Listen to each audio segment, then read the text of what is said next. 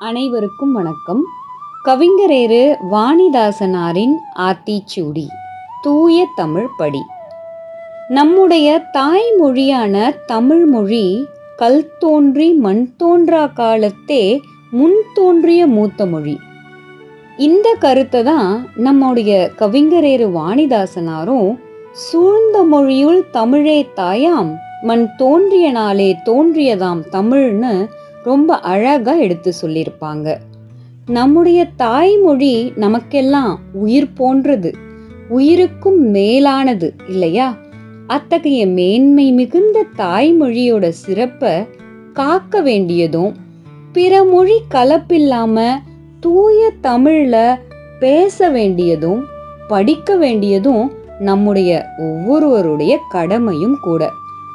அந்த வகையில நம் தலைமுறையினருக்கும் நம்முடைய நண்பர்களுடனும் நம்முடைய உறவினர்களுடனும் தூய தமிழ்ல பேசவும் தூய தமிழை படிக்க அவங்கள ஊக்கப்படுத்தவும் செய்ய வேண்டியது நம்முடைய கடமை. தூய தமிழ் படிப்போமா?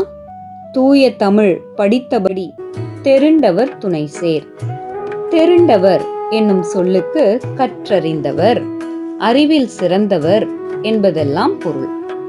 கற்றறிந்தவர்களுடைய நட்பும் தொடர்பும் நம்முடைய செயல்களுக்கு வலிமை சேர்க்கக்கூடிய ஒரு மிகச்சிறந்த ஆயுதம்னு கூட நம்ம சொல்லலாம். அந்த வகையில கற்றறிந்தவர்களுடைய அறிவில் சிறந்த அறிஞர்களுடைய துணையை தேட வேண்டியது நம்முடைய கடமை. அறிவில் சிறந்த அறிஞர்களின் துணையை தேட வேண்டும், அவர்கள் துணை கொண்டு சிகரம் ஏற வேண்டும் என்பதுதான் நம்முடைய கவிஞரேறு வாணிதாசனாரின் கருத்தும் கூட. தெருண்டவர் துணை சேர் மணங்கொள்.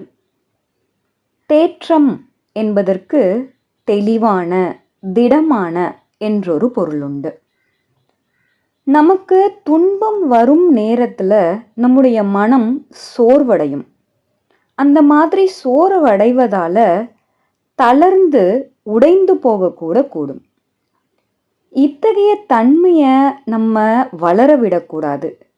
துன்பம் வரும்போது நம்முடைய மனதை தெளிவாகவும் திடமாகவும் வைத்து கொள்ள வேண்டும் என்பதால் தான் கவிஞரேறு வாணிதாசனார் தேற்றம் மணங்கொள் என்கிறார். கவிஞரேறு வாணிதாசனாரின் ஆத்திச்சூடி தையலை பழியேல்.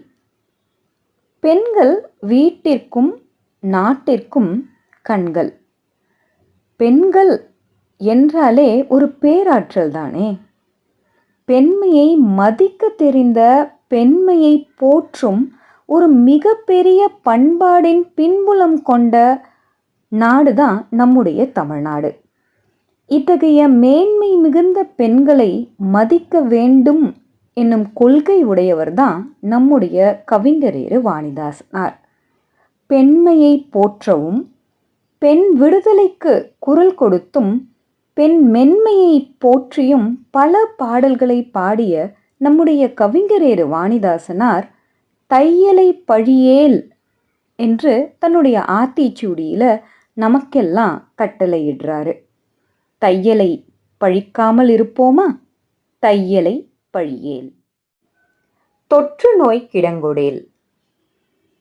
மனிதர்களுடைய அடிப்படை ஆதாரமா திகழ்வது என்னன்னு தெரியுமா? நம்முடைய ஆரோக்கியம்தான். இந்த ஆரோக்கியத்தை நம்ம பாதுகாத்து கொள்ளணும் அப்படின்னா நம்ம சுற்றி இருக்கக்கூடிய சுற்றுச்சூழலை ரொம்பவும் பாதுகாப்பானதாக மாற்றணும். சுற்றுப்புறத்தை தூய்மையாக வைத்து கொள்ளணும் இல்லையா? சுற்றுப்புற தூய்மை தான் நம்ம நோய்களிடமிருந்து விலக்கி வைக்கும். இந்த மாதிரியான செயல்களால் பெரும்பாலான நோய்கள் தவிர்க்கப்படும். இதை தான் நம்முடைய கவிஞரேறு வாணிதாசனாரும் தொற்று நோய்க்கு இடம் கொடேல் அப்படின்னு சொல்கிறாங்க. எளிதில் பரவக்கூடிய தொற்று நோய்களிடமிருந்து நம்ம தற்காத்து கொள்ள வேண்டியது நம் ஒவ்வொருவருடைய கடமையும் கூட. தொற்று நோய் கிடங்கொடேல். தோன்மை பெருக்கு. தோன்மை என்பதன் பொருள் தோல் வலிமை. மனிதனுடைய ஆரோக்கியத்திற்கும் தன்னம்பிக்கைக்கும் அடித்தளமாக விளங்குவது தோல் வலிமை. அத்தகைய தோல் வலிமையை மனிதன் பெருக்கிக் கொள்ள வேண்டும் என்கிறார் கவிஞரேறு வாணிதாசனார். மனிதனுக்கு மிக மிக முக்கியமாக திகழக்கூடியது தோல் வலிமை.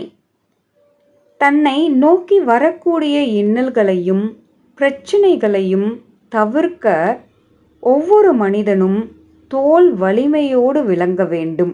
அது அவனுக்கு மிகப்பெரிய வலிமையை வாழ்வில் ஏற்படுத்தி தரும், தன்னம்பிக்கையை ஊட்டும் என்பதால்தான் கவிஞரேறு வாணிதாசனார் தோல் வலிமை பெருக்க வேண்டும் என்கிறார். தவ்வை வயாநினை. தவ்வை என்பதற்கு அன்னை, மூத்தவள் என்றெல்லாம் பல பொருளுண்டு. இங்கு கவிஞரேறு குறிப்பிட்டுள்ள தவ்வை வயாநினை என்பதில் தவ்வையை தாயாகவே கவிஞர் குறிப்பிடுகிறார் என்று கொள்வோம். வயா என்பதற்கு வேட்கை, விருப்பம் என்றெல்லாம் பொருளுண்டு. கருப்பை என்று கூட ஒரு பொருள் கொள்ளலாம். ஆக கருப்பையில் நம்மை சுமந்து பெற்றெடுத்த தாயின் ஏக்கத்தையும் வேட்கையையும் நாம் புரிந்து கொண்டு அவளுடைய விருப்பங்களை நிறைவேற்றி அன்போடு அரவணைத்து தாயை பேண வேண்டும் என்பதே கவிஞரேறு வாணிதாசனாரின் கருத்தாகும். தாயை போற்றுவோமா? தவ்வை வயாநினை. நலநூற் படிநட. நல்ல நூல்களை கற்று நம்முடைய அறிவை பெருக்கிக் கொள்ள வேண்டும். நூல்கள் நமக்கு ஒரு சிறந்த நண்பனை போல. நூல்களை படிக்க படிக்க கண்டறிந்து தேடி கருத்துக்களை பெருக்கிக் கொள்ள நம்முடைய நுண்ணறிவு மேலோங்கி இருக்கும். எனவேதான் கவிஞரேறு வாணிதாசனார் நலநூற் படிநட என்கிறார். நம் அவ்வை மூதாட்டியும் கூட நீரளவே ஆகுமாம் நீராம்பல், கற்ற நூலறிவே ஆகுமாம் நுண்ணறிவுன்னு சொல்லியிருப்பாங்க. நம் கவிஞரேறுவும் நலநூற் படிநடன்னு நமக்கு அறிவுறுத்தியிருக்காங்க. நல்ல நல்ல நூல்களை தேடி படிப்போமா? நலநூற் படிநட. நாட்டிற்குயிர்விடு. நாம் ஒவ்வொருவரும் நம் வாழும் தாய்நாட்டை பேணி காப்பாற்ற வேண்டும். நம் நாடு என்பது நம்முடைய உயிரினும் மேலாக கருதி அதை காக்க வேண்டியது நம் ஒவ்வொருவரின் கடமையாக கருத வேண்டும். நாம் நாட்டுப்பற்றுடனும் மொழி பற்றுடனும் இருக்க வேண்டியது மிக மிக இன்றியமையாததாக கருதப்படுகிறது. நம் நாட்டை காப்பாற்ற நம் உயிரையும் விடலாம் என்கிறார் நம் கவிஞரேறு வாணிதாசனார். நம் உயிரினும் மேலான நம் நாட்டையும் மொழியையும் பண்பாட்டையும் காத்து மகிழ்வோமா? நாட்டிற்குயிர்விடு. நிலநூல் உணர்ந்திடு. நல்ல நல்ல நூல்களை தேடி நம்முடைய அறிவை பெருக்கிக் கொள்ள வேண்டும் என்பது கவிஞரேறு வாணிதாசனாரின் திண்ணமான கருத்தாக திகழ்கிறது. அந்த வகையில் பூமி தாயின் மேன்மையையும் உணர்ந்து பூமியின் அருமைகளை உணர்ந்து அதை காக்க வேண்டியதும் நம்முடைய கடமை என்பதை வலியுறுத்துகிறார் நம் கவிஞரேறு. பூமியின் அருமைகளை உணர்த்துவதுதான் இந்த நிலநூல். எனவே நிலநூலையும் கற்று பூமி தாயை பேண வேண்டியது நம் ஒவ்வொருவரின் கடமையாக திகழ்கிறது. நம் பூமி தாயை குறித்த மேன்மைகளை குறித்த நுட்பங்களை குறித்த கருத்துக்களை அறிந்தால்தானே பூமி தாயை அழகாக பேண முடியும். நிலநூலை படிப்போமா? பூமி தாயை பேணி காப்போமா? நிலநூல் உணர்ந்திடு. நீந்தி பழகு. உடல் வலிமைக்கு உடற்பயிற்சி மிக மிக அவசியமான ஒன்றாக கருதப்படுகிறது. உடலினை உறுதி செய்ய வேண்டும். அவ்வாறு உறுதி செய்ய பயிற்சிகள் பல இருந்தாலும் மிகுந்த பயனை தரக்கூடியது நீச்சல் பயிற்சி. அந்த நீச்சல் பயிற்சியை நாம் பழக வேண்டும், அதை நாம் கற்றுக்கொள்ள வேண்டும். அதனால் நம் உடலுக்கும் மனதிற்கும் மிகுந்த வலிமை கிடைக்கும் என்பது திண்ணமான உண்மை.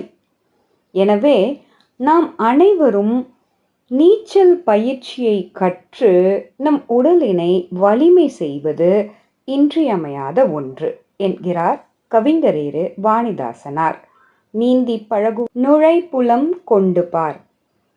நாம் செய்யக்கூடிய எந்த செயலாக இருந்தாலும் அந்த செயலை நுண்ணறிவு கொண்டு ஆராய வேண்டும் என்பது ஆன்றோர்களின் கருத்து. இங்கு நுழைப்புலம் என்பது ஆழ்ந்த அறிவு என்னும் பொருளை குறிக்கிறது. எனவேதான் நம் கவிஞரேறு வாணிதாசனாரும் நாம் ஈடுபடக்கூடிய எந்த செயலையும் ஆழ்ந்த அறிவோடும் நுண்ணறிவு கொண்டும் ஆராய்ந்து பின் செயல்பட வேண்டும் என்று வலியுறுத்துகிறார். நுழைப்புலம் கொண்டு செயல்படுவோமா? ஆழ்ந்த அறிவோடு நாம் செய்யும் செயல்களில் ஈடுபடுவோமா? நுழைப்புலம் கொண்டு பார். 100 பேர் தனித்தெதிர். நம்முடைய உடலையும் நம்முடைய அறிவையும் பெருக்கிக் கொள்ள வேண்டும். நம் உடல் வலிமையுடையதாகவும் நம்முடைய அறிவு நுட்பமுடையதாகவும் திகழ வேண்டும். இவ்வாறு திகழுமேயானால் நம்மால் தனித்து நின்று 100 பேரை கூட எதிர்க்க முடியும். அந்த வல்லமை நமக்கு கிடைக்கும் என்கிறார் கவிஞரேறு வாணிதாசனார். 100 பேர் நம்மை எதிர்த்தாலும் தனித்து நின்று துணிவோடு எதிர்கொள்ளும் அந்த வல்லமையை பெற வேண்டியது நம் ஒவ்வொருவருடைய கடமையும் ஆகும். வல்லமையை பெற்று தனித்தெதிர்ப்போமா? 100 பேர் தனித்தெதிர். நம்முடைய வாழ்க்கை பயணத்தை செப்பனிட்டு முறையா வாழ வேண்டும். அந்த மாதிரி வாழற வாழ்க்கை தான் நெறியான வாழ்க்கைன்னு சொல்லப்படுது. நம்முடைய வாழ்க்கை பயணத்தை முறைப்படி வாழணும்னா நெறிமுறைகளை கண்டறிந்து வாழ்க்கையில பின்பற்றி முறையா வாழணும்.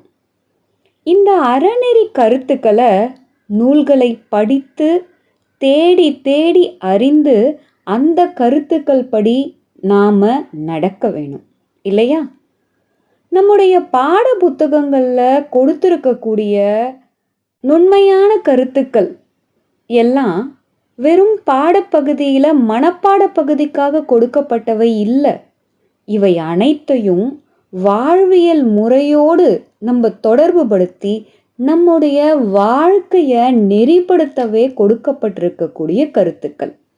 இந்த கருத்துக்கள் எல்லாத்தையும் நம்முடைய வாழ்க்கையில பயன்படுத்தி ஒரு நெறியான வாழ்க்கையை வாழ வேண்டும் என்கிறார் நம் கவிஞரேறு வாணிதாசனார்.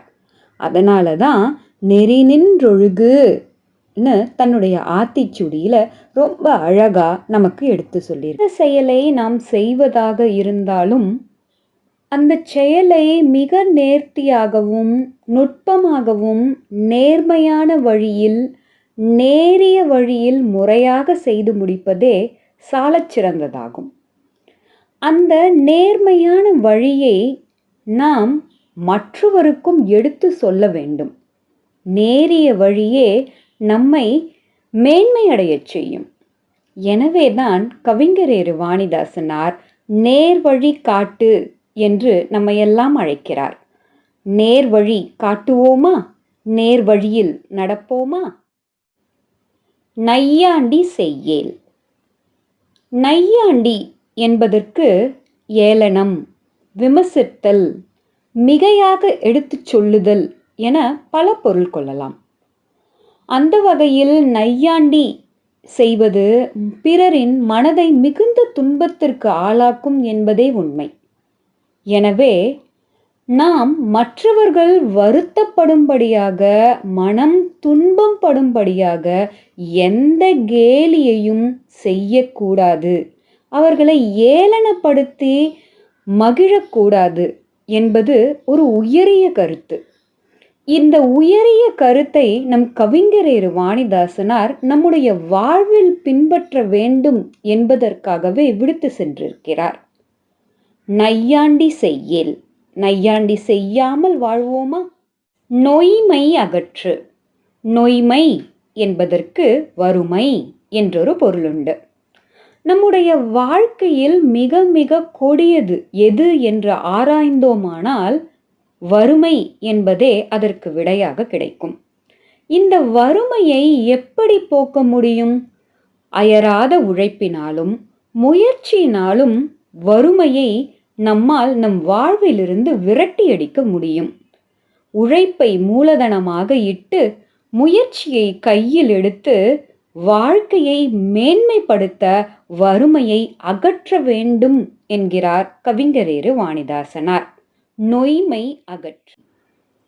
நாம் ஒவ்வொருவரும் ஆரோக்கியமான வாழ்வை வாழ கற்றுக்கொள்ள வேண்டும். நோய் வருவதற்கு முன் அதை தடுக்கும் வித்தையை கற்று வாழ்க்கையை பயணிக்க வேண்டும். நோயின் தாக்கம் நம்மை வந்து அண்டாமல் பார்த்து கொள்வதும் உடலை காக்க வேண்டியதும் நம் ஒவ்வொருவரின் கடமையாக கருதப்படுகிறது. ஆரோக்கியமான உணவு முறையும் ஆரோக்கியமான வாழ்க்கை முறையுமே இதை சாத்தியப்படுத்தும்.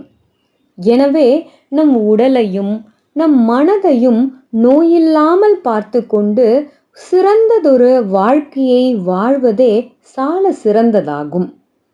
நோய் வருவதற்கு முன் தடுக்க வேண்டும் என்பது நோயின் வலிமையை கூட்டாமல் இருப்பதற்கும் நம் ஆரோக்கிய வாழ்வுக்கு வித்திடுவதற்கும் உதவுகிறது.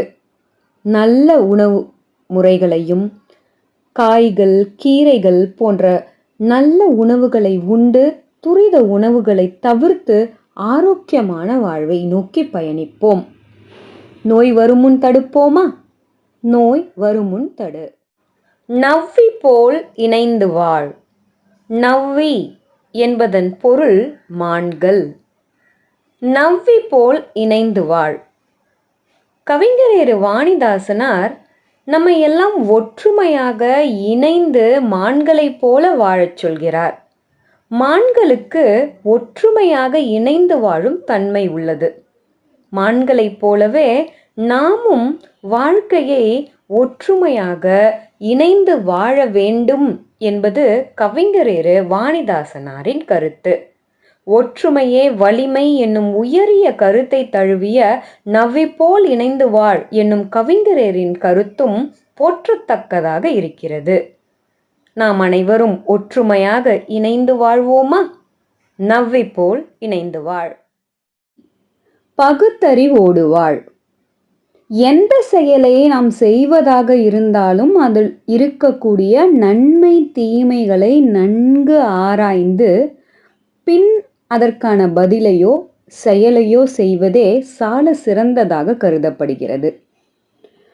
நம் செயலை தொடங்கும் முன் இந்த செயலை ஏன் செய்கிறோம், எதற்கு செய்கிறோம் என்ற கேள்விகளை கொண்டு ஒரு செயலை ஆராய்ந்து அதன் முழு தன்மையை உணர்ந்த பிறகே ஒரு முழு தீர்மானத்திற்கு வர வேண்டும் என்பதுதான் பகுத்தறிவு. காரண காரியங்களை ஆய்ந்தறிவதே பகுத்தறிவாக கருதப்படுகிறது. அதனால்தான் நம் கவிஞரேறு வாணிதாசனாரும் பகுத்தறிவோடு வாழ் என்கிறார். எந்த செயலை செய்வதாக இருந்தாலும் அதை நன்கு ஆய்ந்து பின் செயல்படுத்தி வாழு என்று நம்மை அறிவுறுத்துகிறார். பகுத்தறிவோடு வாழ்வோமா? பிறர் பொருள் வவ்வேல். வவ்வல் என்பதற்கு களவாடுதல், திருடுதல் என்றெல்லாம் பொருள் கொள்ளலாம். பொதுவாகவே நாம் பிறர் பொருளை கவர எண்ணக்கூடாது. பிறர் பொருளை களவாடுதல் மிகப்பெரிய ஒரு பாவமாக கருதப்படுகிறது. எனவே மற்றவர்களுடைய பொருள்களை களவாடாது சொந்த உழைப்பால் உயர வேண்டும் என்ற சிந்தனையோடு நம் வாழ்க்கையை நகர்த்த வேண்டும் என்கிறார் கவிஞரேறு வாணிதாசனார். பிறர் பொருளை வவ்வாமல் இருக்க வேண்டும்.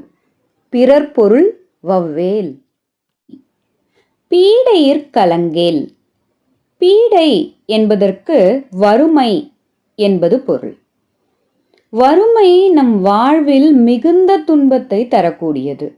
அத்தகைய வறுமை வரும் காலங்களில் நம் மனதை தளரவிடக்கூடாது.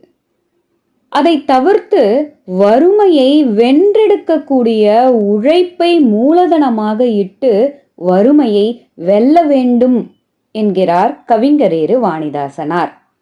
பீடையில் கலங்காமல் இருப்பது மிகச்சிறந்த வலிமையை நம் வாழ்க்கைக்கு தரும். கலங்காமல் வாழ்க்கையை போராடி வெல்வோம். வறுமையில் கலங்காமல் இருப்போம். பீடையிற் கலங்கே. புகரற குடிசை.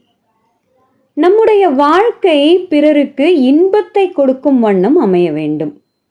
மற்றவர்களுக்கு துன்பத்தை அளித்து குற்றம் புரியும் வகையில் நம் வாழ்தல் கூடாது.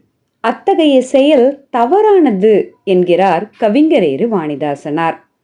குற்றம் இல்லாமல் நம்முடைய வாழ்வை அழகாக வாழ வேண்டும். பிறருக்கு இயன்ற வகையில் உதவ வேண்டுமே தவிர்த்து அவர்களுக்கு குற்றம் புரிந்து வாழ்தல் தவறானது.